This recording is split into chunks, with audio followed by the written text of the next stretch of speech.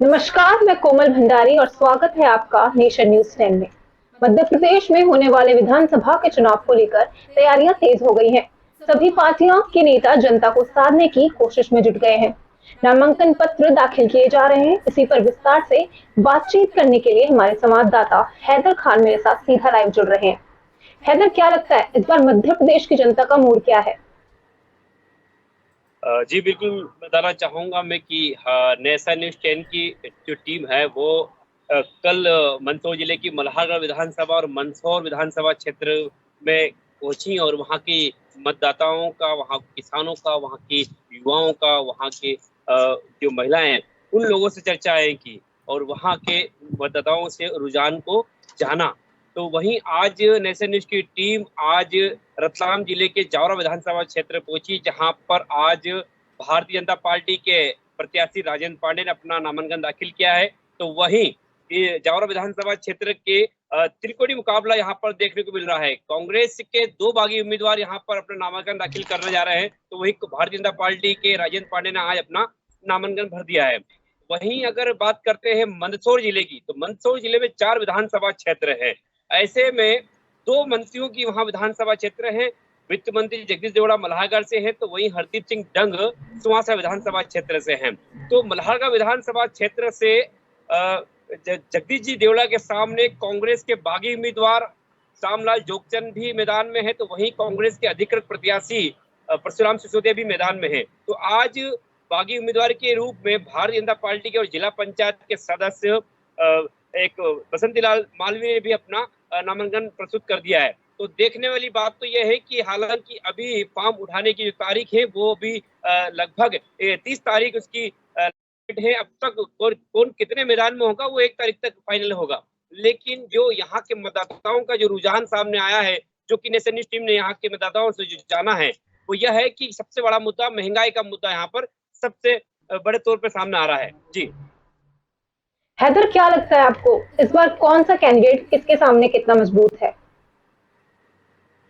जी बिल्कुल, बताना चाहूँगा कि यहाँ पर अगर बात करते हैं यहाँ कांग्रेस की, तो कांग्रेस में जो कि कांग्रेस की जो सरकार यहाँ पर बनी थी और यहाँ पर 1.5 साल की सरकार में लगभग जो मध्य प्रदेश में काबिज हुई थी, उसकी इसी को लेकर के मध्य प्रदेश में फिर एक बार फिर भारतीय जनता पार्टी की सरकार बन गई। तो ऐसे में कांग्रेस भी मजबूती के साथ अपनी योजनाओं के साथ 11 वचन के साथ फिर एक बार मैदान में है। तो वहीं भारतीय जनता पार्टी भी लाडली बहना जैसी योजनाओं, तमाम योजनाओं के साथ मध्य प्रदेश फिर पटल पर है। तो ऐसे में अपनी योजनाओं को गिना करके जनता के बीच दोनों ही प्रत्याशी जा रहे हैं।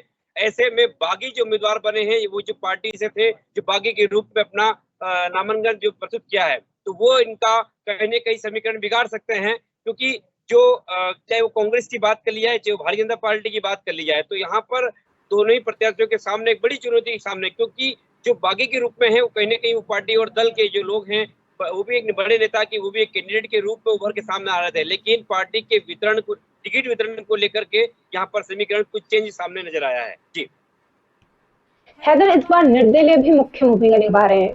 क्या लगता है ये निर्दलीय उम्मीदवार किसका खेल बिगाड़ेंगे?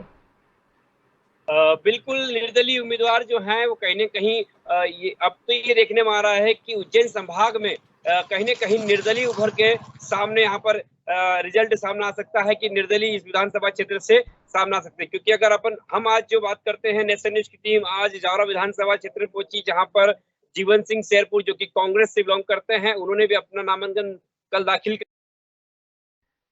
पार्टी ने नहीं दिया है, तो उन्होंने भी बागी के रूप में कर दिया है। तो वहीं कांग्रेस ने भी यहाँ पर कुछ दिनों पहले यहाँ पर क्या कहा था, लेकिन 3 दिन तक वो भी जनसंपर्क में रहे, लेकिन पार्टी ने अचानक से करवट बदल करके यहाँ के वीरेंद्र सिंह सोलंकी को टिकट दे दिया है। तो वो भी एक बागी के रूप में सामने आ सकते हैं। तो कहीं न कहीं जो बागी हैं वो जो अधिकृत प्रत्याशियों का समीकरण बिगाड़ सकते हैं। और यहाँ बागी अब देखना तो ये होगा भंडारी जी की 1 तारीख को कौन-कौन मैदान में होंगे, ये साफ तौर पे क्लियर सामने आएगा।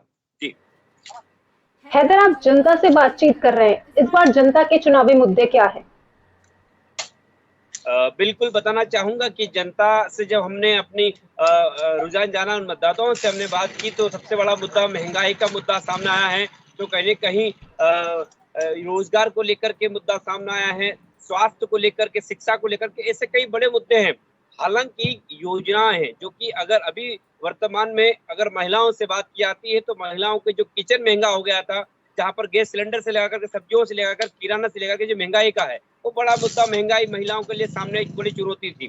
तो वहीं अगर रोजगार की बात करते हैं तो मंदसौर का और मध्य प्रदेश का जो युवा है वो अन्य राज्यों में जाकर अपनी व्यापार व्यवसाय कर रहा है, नौकरी कर रहा है। तो एक उज्जैन संभाग क्षेत्र में कहीं कि रोजगार को लेकर के मतदाताओं में तो आक्रोश है ही सही, युवाओं में बड़ा आक्रोश है, महंगाई का एक बड़ा मुद्दा है। दूसरा बताना चाहूंगा स्वास्थ्य सेवाएं अगर कहीं हॉस्पिटल अगर है तो वहाँ उसको ऑपरेट करने के लिए डॉक्टर्स नहीं, हालांकि मेडिकल कॉलेज की भी यहाँ पर निर्माणाधीन है लेकिन अभी उसका शिलान्यास नहीं हुआ है। तो कहीं न कहीं ऐसे बड़े मुद्दे इस चुनाव में गरमाएंगे। आपको बताना चाहूंगा कि मंदसौर जिले की ऐसी कई विधानसभा क्षेत्र में जो वर्तमान प्रत्याशी है उन्हें भी कहीं चुनाव का बहिष्कार की ऐसी खबरें सामने आ रही हैं। 2 दिन पहले नवीकरण ऊर्जा मंत्री हरदीप सिंह डंग का एक गांव साकतली में चुनाव बहिष्कार की ऐसी सूचना सामने आई है। तो वहीं अगर बात करते हैं तो विधानसभा मल्हारगढ़ तो वहां भी कहीं न कहीं चुनाव बहिष्कार की सामने आई। मंदसौर मुख्यालय की बात करते हैं जहां पर कांग्रेस की विपिन जैन है और वही सामने अधिकृत प्रत्याशी भारतीय जनता पार्टी की यशपाल सिंह सिसोदिया है जो कि चौथी बार मैदान में है। तो कहीं न कहीं उनके लिए भी एक बड़ी चुनौती है कि शहरी क्षेत्र में भी उनके लिए एक वार्ड वाई में भी चुनाव बहिष्कार की बातें सामने आ रही हैं। जी हैदर, आप जनता के बीच पहुंच रहे हैं, जनता से बातचीत कर रहे हैं, चुनाव को लेकर जनता क्या कहती है? चुनाव को लेकर जनता से हमने बात की है, हालांकि अभी हमने किसानों से भी बात की है तो उनकी भी कहीं न कहीं महंगाई की एक बड़ा मुद्दा सामने, किसानों की उपज को लेकर के मुद्दा भी सामने आया है। कुछ मतदाता साइलेंट हैं, कुछ किसान भी साइलेंट हैं क्योंकि सरकार जिस तरह से कांग्रेस की बनी, फिर उसके बाद 18 महीने के बाद सरकार फिर भारतीय जनता पार्टी की सरकार बन गई, 11 विधायक चले गए, तो इसको लेकर के भी कहीं न कहीं मतदाता है वो साइलेंट है।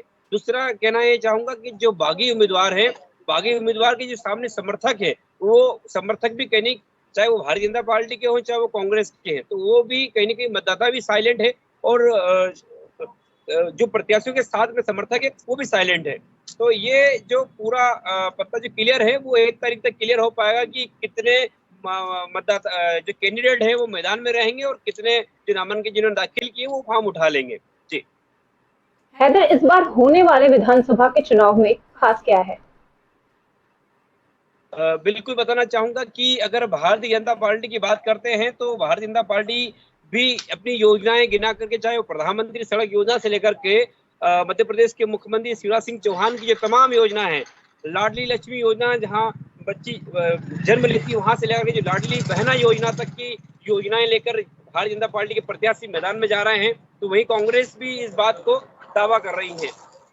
बताना चाहूंगा कि चुनाव के कुछ दिन पहले ही ऐसी घोषणाएं सामने आई थी कि लाडली बहना योजना अगर शिवराज जी कहते हैं कि 1000 दूंगा तो वही कांग्रेस की कमलनाथ जी 1200 की बात करते हैं, तो वही वो 1500 की बात करते हैं। फिर उनका एक ओपन पोल आता है कि 2000 देंगे। तो ये एक जो है, हालांकि जनता सब जानती है कि इसके रुझान क्या आना है, लेकिन अभी तक जो सामने आ रही है भारतीय जनता पार्टी के जो प्रत्याशी हैं वो अपनी योजनाओं को लेकर के जनता की विचार है। हैदर, चुनाव को लेकर नेताओं की तैयारी कैसी चल रही है? चुनाव को लेकर के नेता अभी एडजस्टमेंट में है क्योंकि कारण उसका यह है कि जो बागी उम्मीदवार हैं वो उनके लिए सर दर्द बने हुए हैं क्योंकि कई बागी उम्मीदवार जो पार्टी से अधिकृत उम्मीदवारों से लगा करके, क्योंकि जो समर्थक के मतदाता हैं कहीं किसका विरोध कर रहे हैं, कहीं किसका पुतला जला रहे हैं। कोई कैंडिडेट जो लड़ना चाहता था वो भोपाल जाकर बैठे हुए हैं, धरना देखे बैठे हुए हैं, अपना आलकमान से बात कर रहे हैं या वो चुनाव में साथ ना देने की बात कर रहे हैं। कुछ आला कमान उनसे मनाने की भी कवायद लगी हुई है। हालांकि मनासा विधानसभा क्षेत्र से भी माधव मारू को टिकट दिया था, तो वहीं पूर्व गृह मंत्री कैलाश चावला ने भी उनको आपत्ति जताई। तो ऐसे को लेकर के हालांकि वही कांग्रेस के नरेंद्र नाटा एक बार फिर रिपीट हो गया मनासा के अंदर, तो वहां के भी कांग्रेस के जो स्थायी नेता थे वो टिकट चाहते थे, वो मंदसौर से जाकर के वहां मनासा चुनाव लड़ रहे हैं। तो उनको लेकर के भी बड़े जो आलाकमान है उन लोगों ने उनकी मीटिंग की गई और उनको समझाइश दी। तो ऐसे जब तक बागी उम्मीदवार है वो इनके लिए बड़ी कवायदात है, मतलब कहना चाहूंगा कि वो उनके सर दर्द बने हुए हैं, उनके लिए परेशानी खड़ी कर सकते हैं जो बागी उम्मीदवार है। जी हैदर, धन्यवाद आपका। तो ये थी मेरे साथ हमारे संवाददाता जो मध्य प्रदेश से सीधा लाइव जुड़े थे। अब देखना और समझना होगा कि मध्य प्रदेश में होने वाले विधानसभा चुनाव को लेकर जनता किसका समर्थन करती है। देखना और समझना यह भी होगा इस बार जनता किसे अपना जनप्रतिनिधि चुनेगी और मध्य प्रदेश में आने वाले वक्त में किसकी सरकार बनेगी। नमस्कार। आने से सामान्य